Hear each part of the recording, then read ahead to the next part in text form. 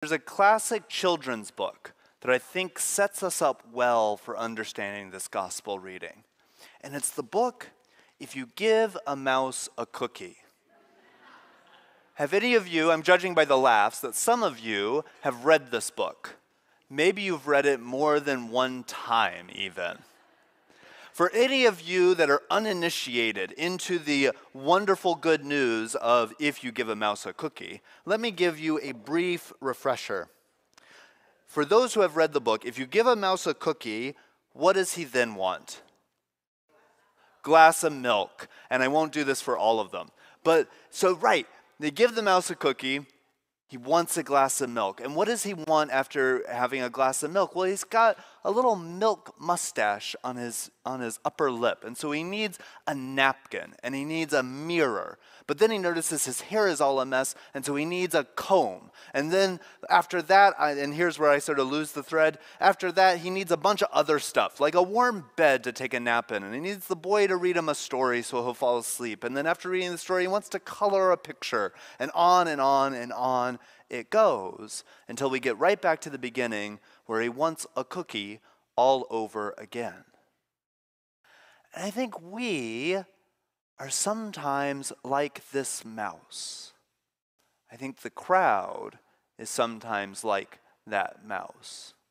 Have you ever noticed how sometimes you want something so bad and then you get it and you want more?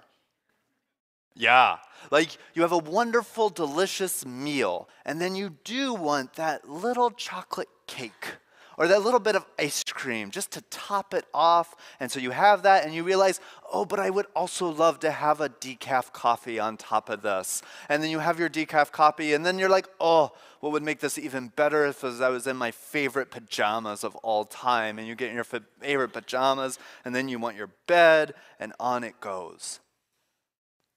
Or maybe making this a little more seriously, some of you have wanted certain levels of your career. And as you got to that level of your career, you realized, hey, you know what? There's another level. And maybe I want just a little more, whatever it is, money or a little more responsibility or a little more power or whatever that thing is. And if I just move to the next level, I'll get it. Oh dear, it's at the highest volume. Okay, well, hopefully you can hear me. So you want the next thing, or perhaps you, some of you, not me, some of you are at the stage where you've bought homes.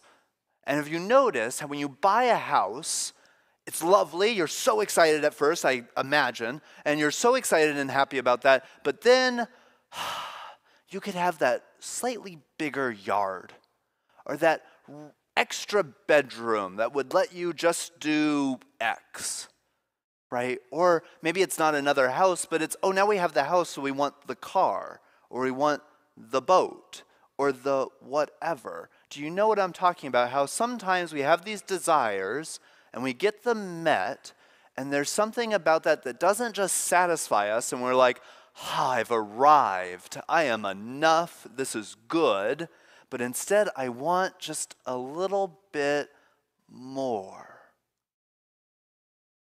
And I think that's what Jesus is talking about when he says to the crowd, do not work for food that perishes.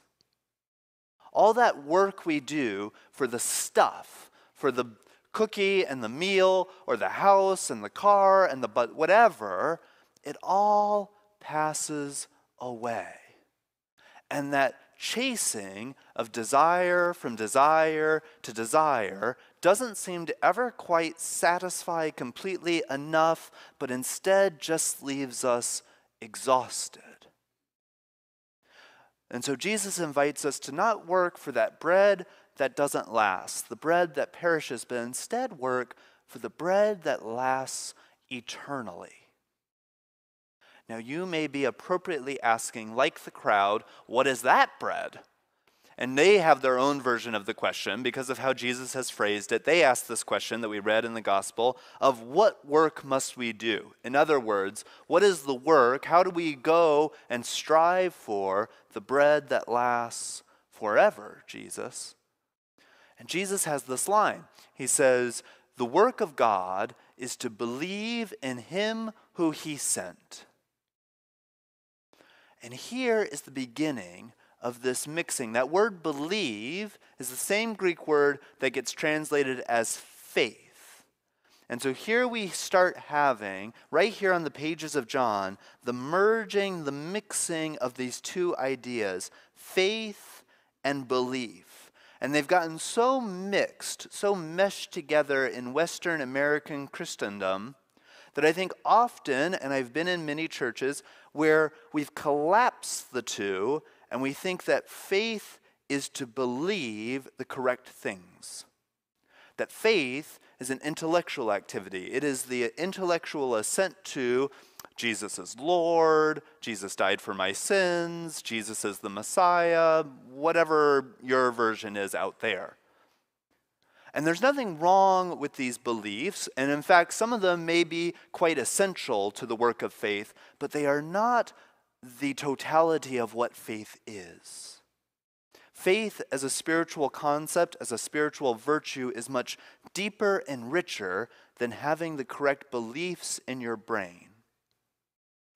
Many times in the Gospels, Jesus speaks to and identifies people who have great faith. He says those lines like, your faith has made you well.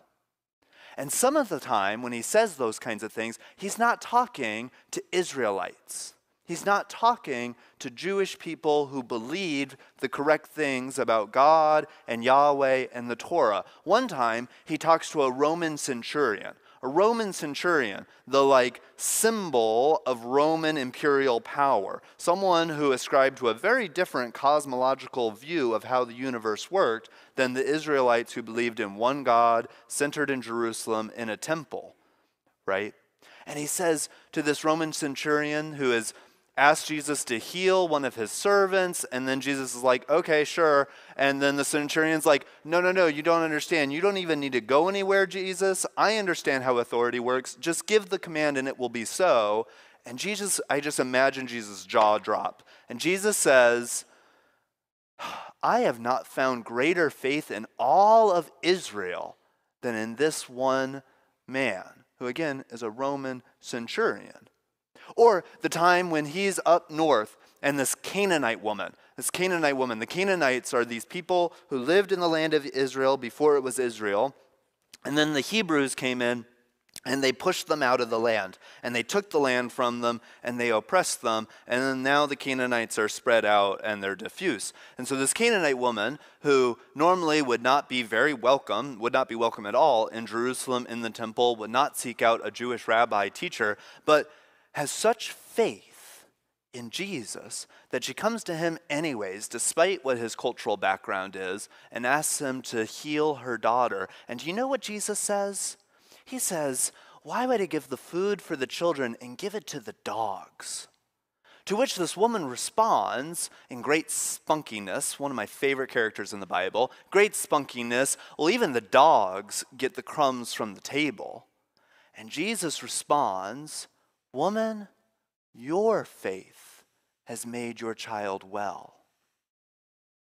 Faith in these stories is not the sole religious virtue of the quote-unquote correct religion or the correct people of God. Faith is something bigger, richer, more holistic than just having the correct thoughts about who is God and what does God want, etc. Though those are important, faith is this total conviction that God is indeed love, and that God does indeed love us and cares for us, such that I might take risks.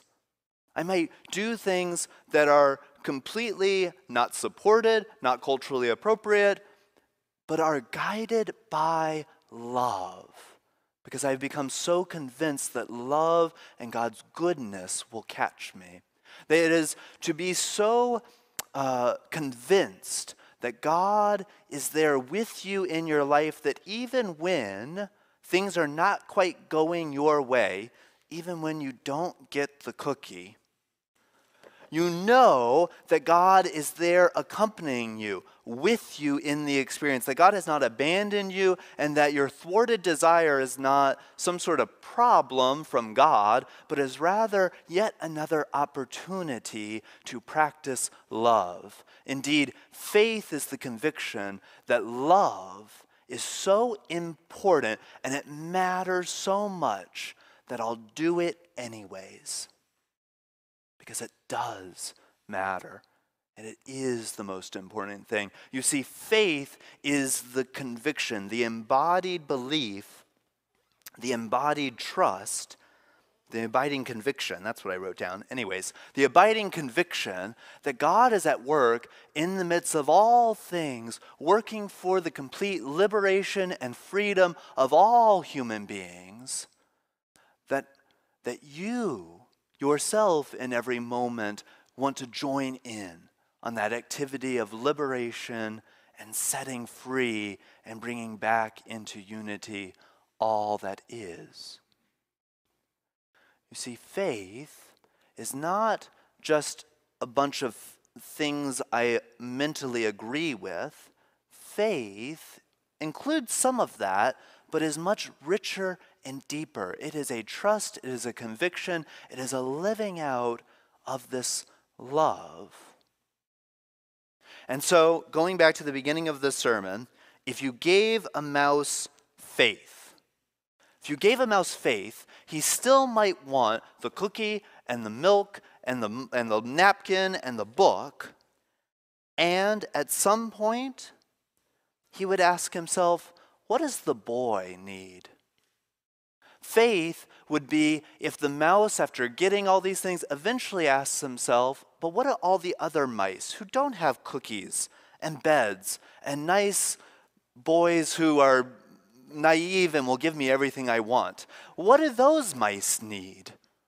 Faith is the conviction that even if the mouse doesn't get the cookie, that's not the end of the world, because you see, Jesus never promised that faith would eliminate desire. It's instead that faith decenters your desire, makes your desires not the sole focus of your life, meeting this desire and this desire and this desire. It decenters all that so that you might see that love and compassion is what you really need.